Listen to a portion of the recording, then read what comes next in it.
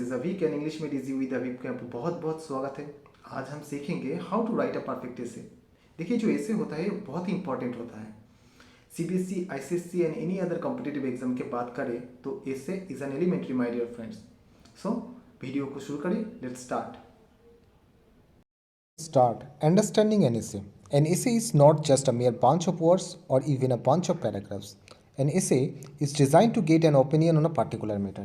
देखिए, सिर्फ वर्ड्स लिखने से ही और पैराग्राफ लिखने से ही ऐसे नहीं होगा, ठीक है। ऐसे के लिए एक पर्टिकुलर टॉपिक चाहिए और इस टॉपिक के ऊपर ही आप ऐसे लिखिए और एक ही टॉपिक, रिमेंबर दैट पॉइंट, एक ही टॉपिक होगा और आपके ओपिनियन एक ही चीज़ पर बना रहेंगे, तब भी आप ऐसे लिख पाएंगे सही तरह और परफेक्ट ऐसे होगा। So what to do, prepare होना बहुत इंपॉर्टेंट है। प्रिपेयर योरसेल्फ, प्रिपेयर होना बहुत ही इंपॉर्टेंट है।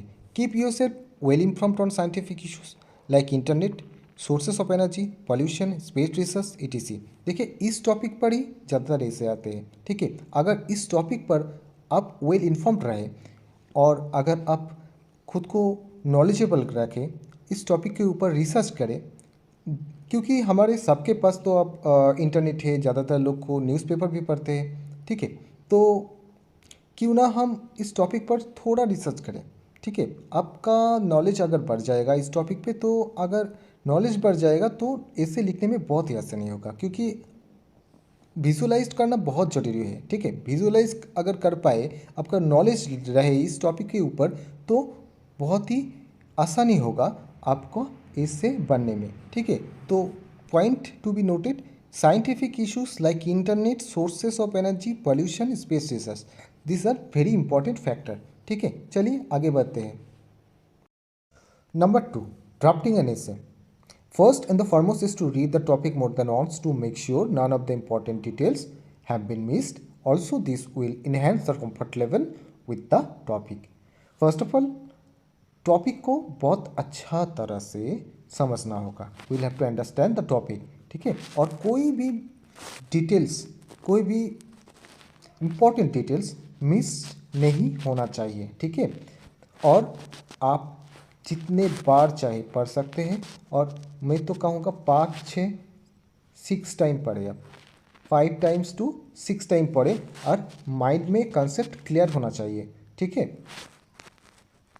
थर्ड नंबर पॉइंट हमारा है ब्रेनस्टॉर्मिंग योर आइडियाज़। देखिए, ब्रेनस्टॉर्मिंग का मतलब है थिंकिंग करना। हमने तो टॉपिक को अच्छा तरह से पढ़ लिया है और उस टॉपिक के ऊपर अगर हम सवाल पूछे, जैसे कि who, what, when, why, where, how, हम आंसर पाएंगे और उस आंसर को हमने लिखना है, शॉर्ट की वर्ड्स में लिखना है। जैसे यहाँ पे लिखा है, sketch out your essay before straight away writing it out, jot down relevant points using short keywords in rough so that none of the details get missed while writing, ठीक है। तो हमें छोटा छोटा करके स्केच कर लेना है माइंड में। अब चाहे तो पेपर पे भी लिख सकते हैं और पॉइंट के थ्रू इससे आप सवाल पूछेंगे उस टॉपिक के ऊपर और आप लिखेंगे और सारा इन्फॉर्मेशन जॉट डाउन करके हमें इनपुट करना है, और तभी हम नेक्स्ट बढ़ सकते हैं और देखेंगे कि कैसे हम ये सब करेंगे, नेक्स्ट में कैसे करेंगे, बहुत इम्पोर्टेंट है। अब देखिए कैसे करेंगे हम एक एग्जाम्पल के थ्रू।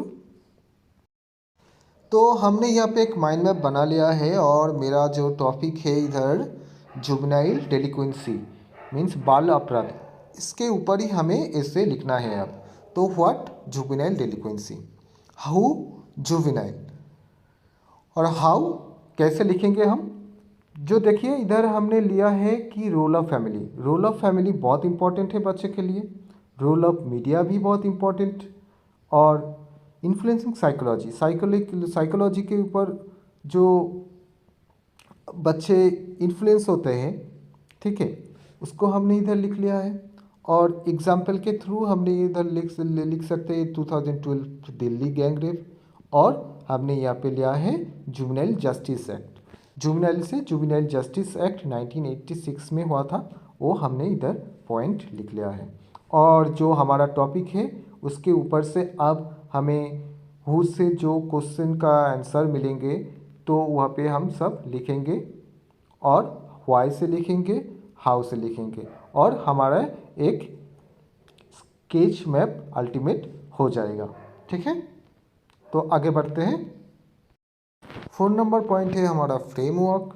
और अब ऐसे लिखने का टाइम आ गया है, और पहले हमें एक टाइटल देना है ऐसे के लिए। It should be very effective and should attract the reader right away. It shouldn't be more than 7 to 8 words. तो ऐसे का जो टाइटल होना चाहिए वो बहुत ही अट्रैक्टिव और इफेक्टिव होना चाहिए। ठीक है, और जो टाइटल का मेन वर्ड्स होगा वो 7 to 8 वर्ड्स में लिखना है हमें। Phrase can be used in the heading, but it should be modified properly to suit the purpose of the essay. जो हेडिंग में हम टाइटल के लिए एक फ्रेज भी दे सकते हैं। ठीक है, और if a good title does not strike before writing the essay, then spare it for the last. Do not force yourself into writing just anything some of the essay and then write the title in the end. अब खुद को force मत कीजिए। अगर आपको title अभी याद नहीं आ रहा है लिखने का टाइम, तो आप इसे लिखने के बाद भी टाइटल दे सकते हैं, इससे आपका टाइम बचेगा। टाइटल के बाद हमारा 2 नंबर पे आता है इंट्रोडक्शन ऑफ एसे। देखिए, first impression is the last impression, ये बात हम सभी जानते हैं। और हमारा जो इंट्रोडक्शन होगा वो इम्प्रेसिव होना चाहिए। ठीक है, और एग्जामिनर जो है आपका फर्स्ट जो इंट्रोडक्शन होता है वो अच्छी तरह से फॉलो करता है। अब हमारा जो 3rd नंबर पे है वो है द बॉडी। देखिए, arrange and rearrange the point thought in a logical order so as to keep the most valuable and powerful point right after the introductory paragraph followed by others। ने 7 paragraph लिखा है, और हर एक paragraph एक के साथ एक लॉजिकल वे में अरेंज होना चाहिए। ये बहुत ही इम्पोर्टेंट है बॉडी के लिए। आगे हम देखते हैं। The first paragraph of the body should contain the strongest argument, most significant example, cleverest illustrations. The last sentence of the paragraph should include a hook to tie to the next paragraph. The majority of an essay consists of multiple body paragraphs, and it is in these paragraphs where the main information is presented। देखिए, जब आप first paragraph लिखेंगे उसमें एक बात आपको बहुत ही strong तरह से रिमाइंड करना है कि आप जो पैराग्राफ फर्स्ट लिखेंगे उसमें स्ट्रॉन्ग एक सिग्निफिकेंट एग्जाम्पल रहेंगे, और आपका जो इंटेलेक्चुअल पार्ट्स है वो उसमें लिखेंगे आप। और जो फर्स्ट पैराग्राफ के बाद आप जो सेकंड पैराग्राफ लिखेंगे तो फर्स्ट के वाले से सेकंड वाले जो पैराग्राफ लिखे हैं उसके एक हुक होना चाहिए, मतलब एक कनेक्शन होना बहुत इम्पोर्टेंट है। और आप ढेर सारे पैराग्राफ लिख सकते हैं, इसमें कोई दिक्कत नहीं है। सबसे एंड में हमें कैलकुलेशन लिखना होगा। The calculation brings closure to the reader, summing up your points of providing a final prescriptive on your topic. Conclusion can be solution oriented, highlighting the way ahead। देखिए, कंक्लूशन में हमें जो करना होता है कि जितने हम पैराग्राफ लिखा है तो उसमें से जो मेन पॉइंट्स है उसे हमें हाईलाइट करना होगा और हमें एक सॉल्यूशन देना होगा। ऐसे ही हम कंक्लूशन को कंप्लीट कर सकते हैं। Point two keep in mind, हमें क्या करना होगा? Read the instruction. अब पहले इंस्ट्रक्शन पढ़िए, make sure you understand. And number 3 में है make sure each paragraph is unified and in sync with the topic.